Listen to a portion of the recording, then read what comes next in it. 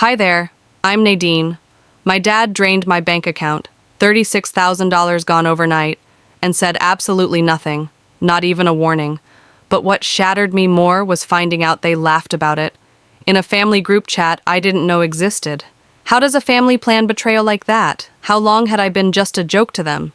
Before we dive in, have you ever felt like the outsider in your own family?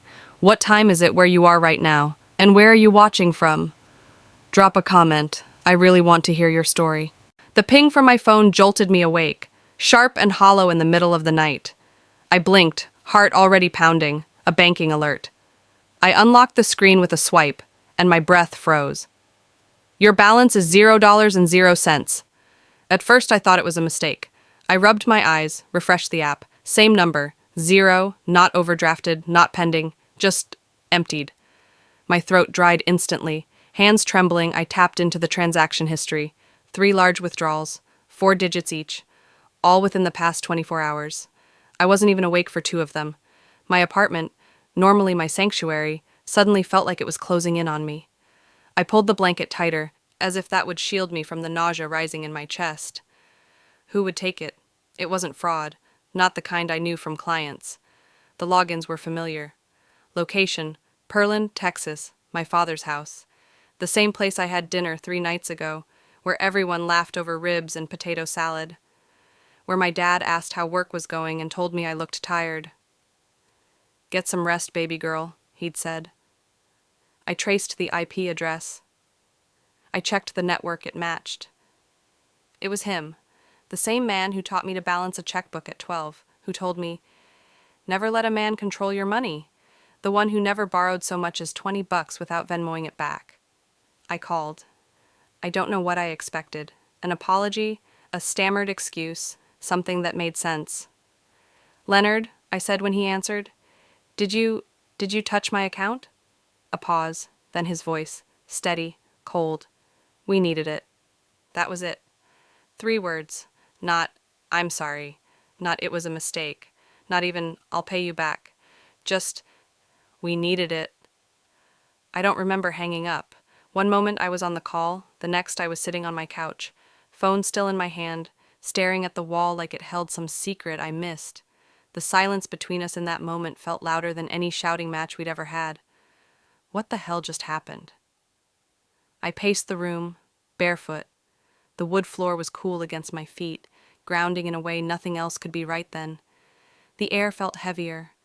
I caught my reflection in the kitchen window, eyes wide, stunned, like a ghost of myself. My father. I thought of birthdays, him tying bows on my presents like he cared. Christmas mornings when he made 2 strong coffee and gave me the first mug, every moment now tinged with this bitter rot. Had I been an account number in their eyes all along? Or worse, had I been the emergency fund? I opened my laptop, hands still trembling. If he thought this was over, he didn't know me anymore. I typed in my bank URL, jaw clenched tight enough to ache. I was going to find out exactly how far this went. Every login, every transfer. The page loaded. I moved my mouse to the login fields and stopped. There it was, my credentials, already saved. But I never saved them on this device. Not here. The cursor blinked. My breath hitched. Click. The cursor blinked, daring me to move. I clicked. The banking portal opened without a password prompt. My information already saved. Not on my laptop. Not in my house. I'd been set up. Every login, every visit. Someone wanted access. And they wanted it to look natural. I leaned back, staring at the screen like it might confess. Then I remembered. Talia. Years ago. Me showing her how to set up autopay, how to budget with digital envelopes. Her eyes wide like I was teaching her wizardry. Back then, she called me her money auntie. Now? My gut churned. I clicked open another tab. My father's browser history was still intact. Buried between ESPN recaps and news headlines was a trail. My online bank, opened again and again. Each time, my name in the corner, like a signature of trust, left unguarded. None of them even bothered to clear it. I stood in his kitchen last week, refilling the Brita like nothing was wrong. They sat 10 feet away, laughing. They probably already had my money by then. I didn't cry. Not yet. Something else caught my eye, a sync option on the browser toolbar. It connected messages from devices logged into the same network. I clicked. A folder popped up. Synced iMessages Family iPad. One file stood out, chat thread titled Fam Only. I hesitated, fingers cold, then opened it. The thread loaded fast. The messages loaded faster. A TM Nadine strikes again. She's like a retirement plan with eyebrows. Let her think she's the smart one. It keeps her paying. I blinked, scrolled. Leonard. She's too soft. That's her problem. Always has been. Mom. Long as she doesn't wake up, we're good. She's predictable. Talia. Just dropped hints about my student loan again. She'll offer. My pulse thundered in my ears. The screen blurred. It wasn't just the theft. It was the theater. They'd choreographed the whole thing. Smiles at brunch, compliments at Christmas. A script they all knew. I was just the mark. I slammed the laptop shut, heart pounding so hard it hurt. I couldn't be in that house any longer. I grabbed my bag and keys and walked straight to my car. Cold leather, street lamp shadows. I didn't turn the engine on. I just sat. The laughter from that dinner kept replaying in my mind, except now it rang like mockery. Had it always sounded like that? Had I been that blind? I stared at the steering wheel, but my vision tunneled. I couldn't even feel the tears anymore. I was beyond that now. Tears felt like a luxury I couldn't afford. They didn't just take my money. They took the version of me that believed in them.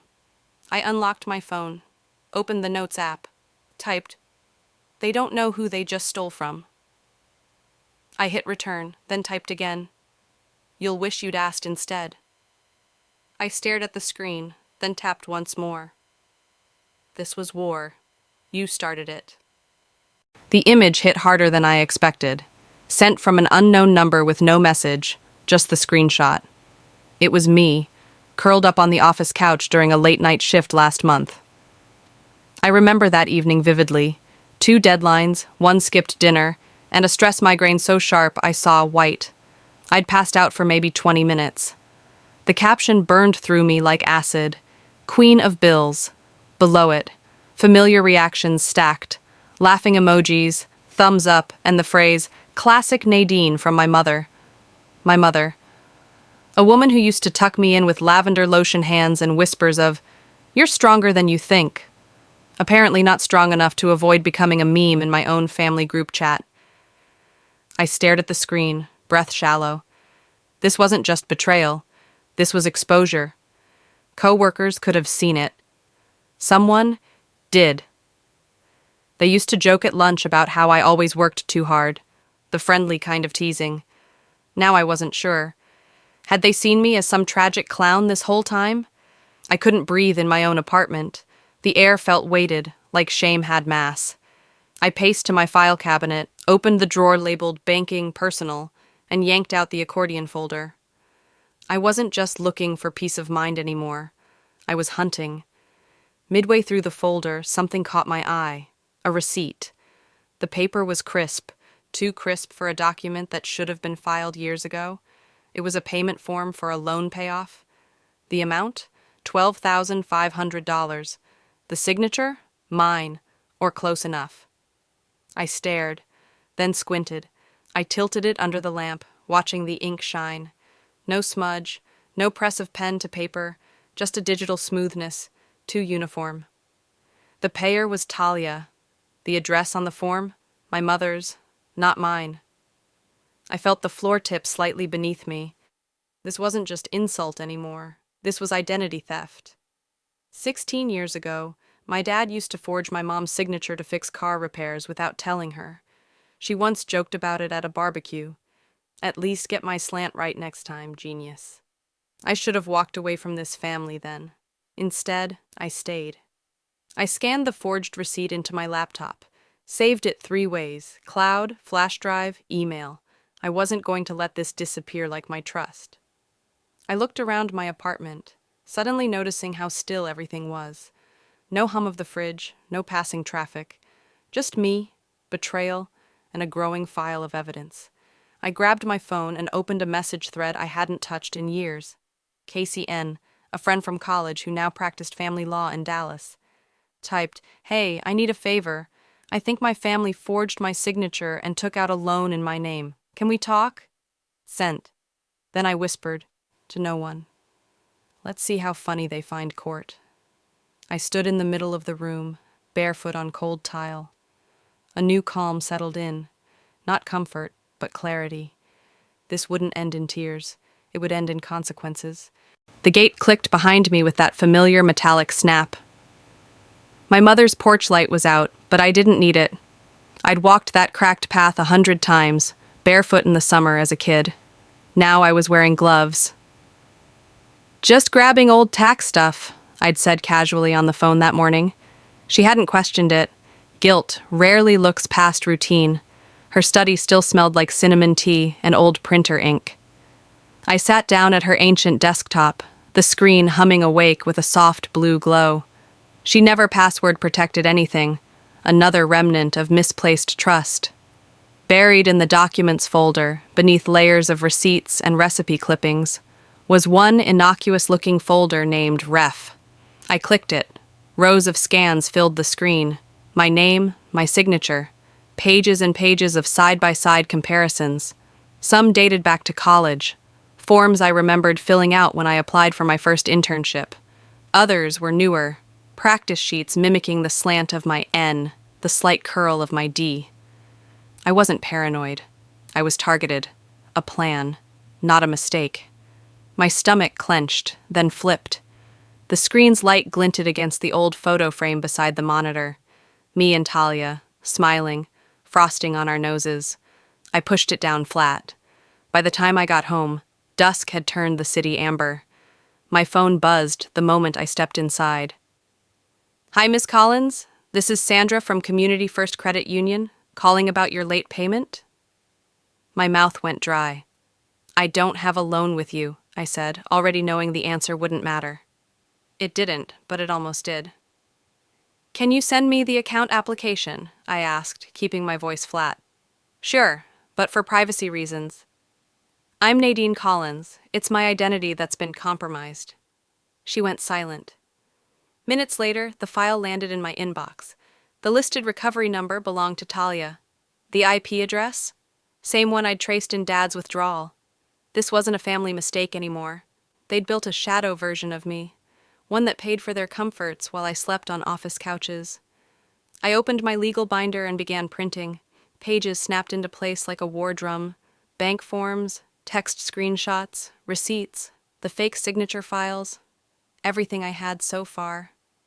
I cleared my kitchen wall, pinned index cards, ran string between connections, name, date, action, underlined in red. This wasn't just evidence. This was strategy. 16 years ago, I caught my dad writing my mom's name on a school field trip slip. I'd asked, "Isn't that lying?" He'd said, "Sometimes lying's just making things easier." I never forgot the way he said it. I just didn't know he'd teach it forward. Now, I stared at my timeline. Every stolen detail of my life mapped out like a crime scene. A knock broke the silence. No name on the envelope, just red and thick. I opened it on instinct. Inside was a copy of the forged loan contract. My signature circled in red ink. One line scribbled on the back. "You know what happens next."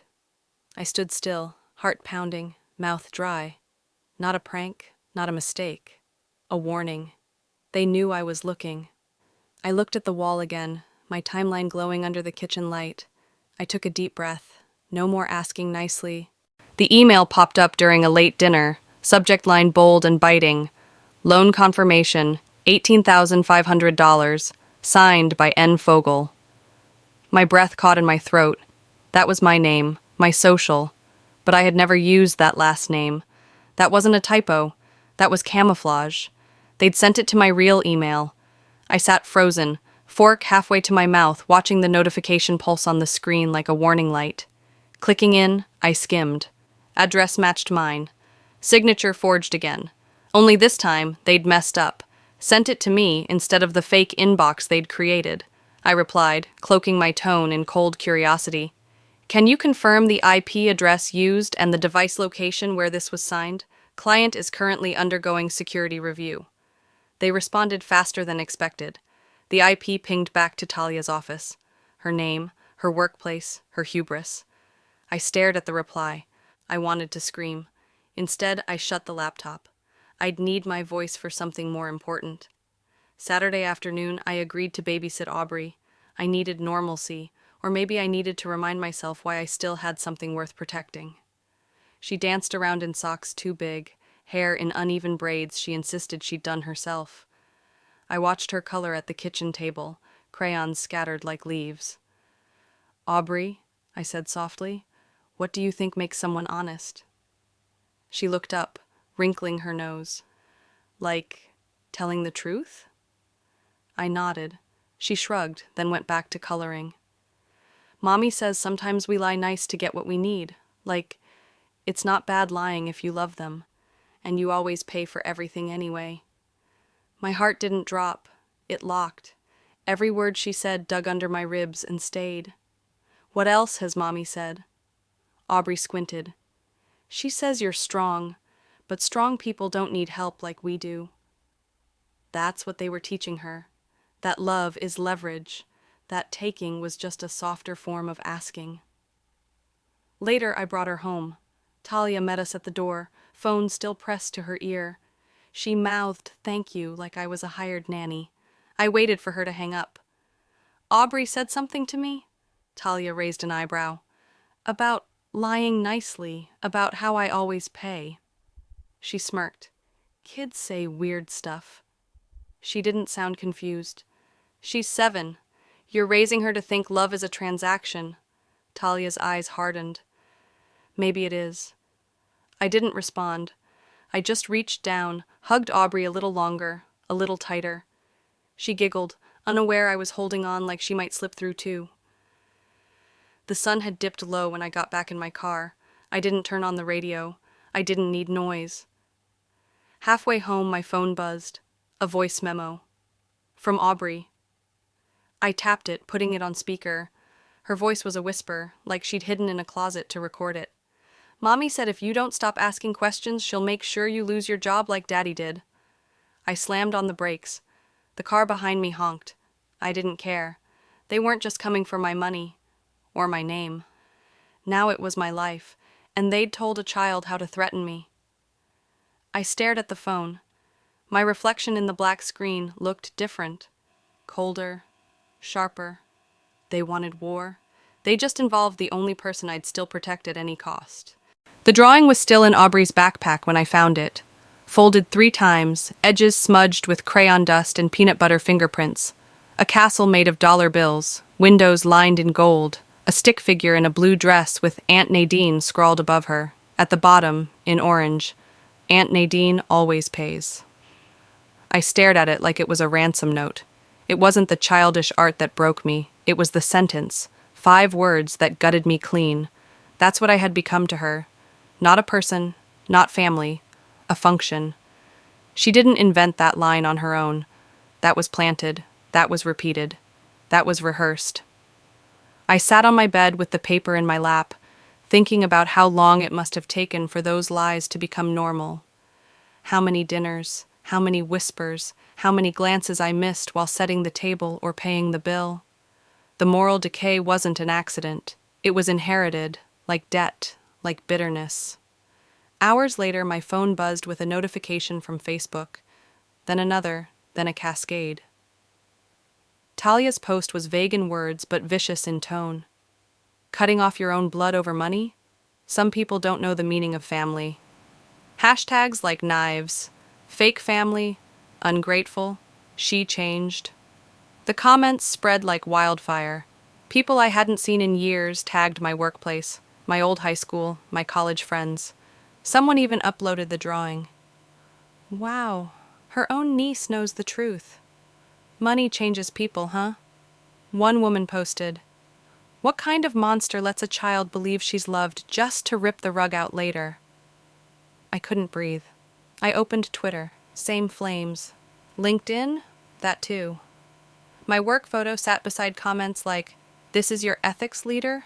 and "Is this who you let mentor young professionals?" For a second, I wanted to scream, but I didn't. Instead, I changed my headline. Ethical leadership means protecting your name, especially from those who share it. Simple, clean, cold steel wrapped in silk. Then I scheduled a meeting with HR. I walked in with printed bank records, forged loan receipts, and screenshots. I didn't cry. I didn't beg. I stated facts. "This is what I've endured," I said. "I'm preemptively informing you because this won't stop here." The director leaned back, jaw tight. "We'll escalate this privately. You did the right thing coming in." Back at my apartment, I opened my laptop camera and hit record. I didn't smile. I didn't rehearse. "Aubrey," I said, "someday I hope you'll see this. If they ever make you feel like silence equals loyalty, remember? Love that demands quiet isn't love. It's control. And I refuse to teach you that." I saved the video, titled it, "For Her." As I stepped out of my office the next day, a courier was waiting. "For Nadine," he said, handing me a thick envelope and walking off. Inside, a black and white copy of my mortgage application. Across the cosigner line, someone had written in Sharpie, "Talia Fogel." No explanation, no signature. Just a name that shouldn't have been there. She hadn't stopped. She had just gotten started. My manager's knock wasn't sharp. It was soft, like pity wrapped in protocol. "Nadine," she said gently, "HR flagged something. We need to talk." She pulled up a screenshot on her tablet. A thread of online posts, one of them starting with, "I'm her sister, and I feel unsafe with someone like this around kids." My head didn't spin. It sunk. It was Talia. Again. By noon, my ethics file was under review. My role in mentoring new hires was paused as a precaution. I didn't argue. I simply forwarded a zip folder of documentation, bank statements, forged documents, legal correspondences, receipts, not rage. "Thank you for your transparency," my manager said. But her eyes had already been shaded by doubt. That was the cost of family. Not just betrayal, but borrowed shame. Later that day, I drove to Leonard's house. No appointment, no warning. I wanted him to lie to my face. Instead, he opened the door, didn't blink, and said, "You look just like your mother when you're mad." I sat across from him, his living room dim and still. "Did you really believe I wouldn't find out?" I asked. He sipped his coffee, then looked me dead in the eye. "I fed you for 20 years. I just took back what's mine." There it was, no shame, no apology, just ownership, like I was a mortgage he finally paid off. "You stole my life savings," I said. "You erased my choices." He shrugged. "You'll make more. You always do." I pressed record in my coat pocket. Every word now was ammunition. He stood, brushing invisible lint from his jeans. "You don't understand sacrifice. One day, when you're a parent..." I cut him off. "Number, I understand boundaries. That's the difference." And I walked out. That night, my phone lit up with a message from Dana, a girl I hadn't spoken to since high school. "Hey, saw all the stuff online. Thought you should see this." Attached was a yellowed newspaper clipping. Headline, "Single father wins full scholarship for adopted daughter." My heart stopped. My face was right there in black and white, 9 years old, smiling in a Girl Scout's vest. But the story was fiction. Leonard had listed me as orphaned, claimed he adopted me after my parents died. My stomach turned. He used my story, rewrote it, for a scholarship, for pity, for leverage. I flipped the article over. A handwritten note from him to the editor. "She's too young to speak for herself, but she's everything I live for." Every word curdled. I sat on the floor, knees to chest, arms trembling. It wasn't just money anymore. He stole my name, my history, my voice. I opened my laptop, created a new folder. Legal, Phase 2. Inside, I dragged screenshots, recordings, the article, the loan records. At the top of a new document, I typed, "Fraud, forgery, and financial exploitation, family case." I stared at the blinking cursor hovering over the submit button. My finger hovered above the trackpad. I had thought the worst was behind me, but this was theft of self. The courthouse was colder than I expected, not because of the weather, though the wind slicing through downtown Houston did little to calm me, but because of what I saw when I walked into the courtroom. Empty chairs, not a single familiar face. I glanced around, unsure if I had the wrong time. My attorney met me with a quiet nod, her hands already full of printed affidavits, notarized statements, and digital exhibits. "They were served, all of them," she said. "This isn't a mistake." No shows. Silence wasn't just their defense, it was their attack. The judge cleared his throat. "Ms. Fogel, you may proceed." I stood. My legs wanted to crumple, but something colder inside held me upright. "I'm Nadine Fogel," I began, the tremble in my voice echoing louder in the nearly empty space than any shout could have. "I'm here because what happened to me wasn't just about money. It was identity theft, financial fraud, emotional abuse, by the people who should have protected me most."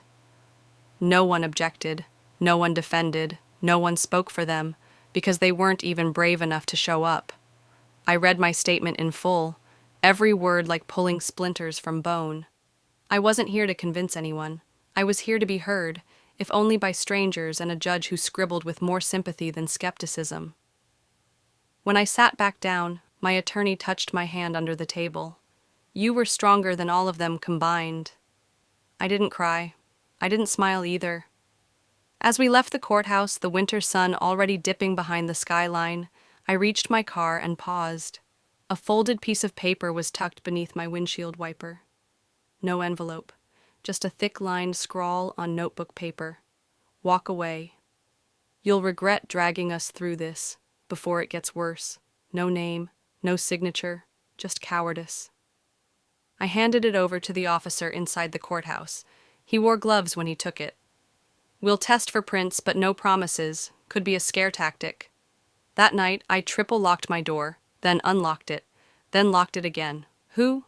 Talia? Leonard? My mother? Or someone doing their dirty work? My mind spun scenarios like a roulette wheel of betrayal. I couldn't sleep. Every creak in my apartment felt louder. Even the fridge hum had teeth. At 3:07 a.m., I sat on the balcony, blanket wrapped tight, fingers frozen around my phone. The letter glowed on the screen. The words had no power, I told myself. But my knuckles said otherwise. White, clenched, raw.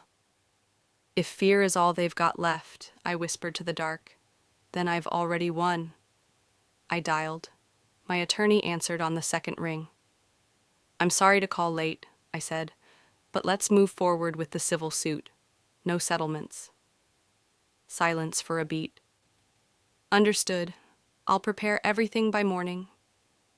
I hung up and turned back toward my window. The light inside flickered once, just a moment, but enough to raise the hair on my arms. I didn't flinch. Let them watch. Let them threaten. Let them twist the silence into something they think will break me. The war isn't over, only quieter. It's been 3 weeks since the court date. The phone hasn't rung. I live in a small second-floor walk-up in East Austin now. White walls, second-hand furniture, and a balcony where the sun sets in long streaks across the skyline. There's peace in this silence. Not the silence they used to hurt me, but a stillness I chose. At work, my days are filled helping people who were also lied to, evicted unfairly, defrauded, gaslit by paperwork. It's strange but comforting. I don't always trust easily, but I sit through team meetings. I even stayed for the potluck. Someone brought a lemon chess pie that reminded me of holidays before things broke. I thanked them, smiled. I didn't bolt for the door. I came home that night to a new email. Subject line, "Hi from your niece." It was short, barely 3 lines. "I know you were right. I'm sorry they hurt you. I miss you. Aubrey, 11 years old and already more honest than the grown-ups around her." I didn't respond. Not yet. But I read it. I printed it. slipped it between pages of my journal like a bookmark holding space for something I'm not ready to write. Forgiveness isn't a switch. It's a bridge you don't always walk, just know is there. I narrate that to myself now, not because I need to hear it, but because I finally believe it. My family hasn't reached out. I haven't either. I could. But then again, peace doesn't need to be loud. I still have the red envelope, the forged contracts, the transcripts and photos, filed neatly in a box under my bed. Once, they were weights. Now, they're just paper. Last Saturday, I passed a little bookstore tucked between a coffee shop and a bike repair place. No bestsellers in the window, just a hand-lettered sign. Come in. Breathe.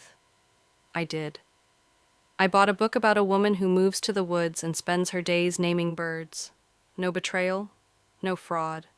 Just robins and leaves and the ache of time. I read 3 chapters that night. Then I slept without checking my locks twice. Later, as I washed a mug by the sink, my phone buzzed. A Facebook notification. You were mentioned in a comment. I didn't click it. I turned the phone face down, set it on the windowsill, and kept rinsing. The night settled around me like a soft blanket. Austin hummed outside, low, indifferent, alive. No knives in backs, just dogs barking 2 blocks away, a neighbor's jazz drifting through the wall. Closure isn't silence. It's knowing I don't need to answer anymore. Is it over? Maybe not. But I am. Maybe the hardest part wasn't the betrayal. It was accepting that closure doesn't always come with justice. Sometimes it comes quietly, through a choice you make not to carry pain 1 more mile. I used to think walking away meant giving up. Now I know. It means making room for better. If you're watching this and you've ever been betrayed by your own blood, know this. Your value isn't defined by what they took. It's defined by how you choose to rise. So what would you do if someone you loved turned on you? Could you forgive? Would you fight? Or would you let go? If this story moved you, drop a 1 in the comments, or tell me what city you're watching from. If it didn't hit you right, I'd love to hear why and where you're tuning in. Let's talk. And hey, if you felt something real today, don't forget to hit that subscribe button so you won't miss the next story.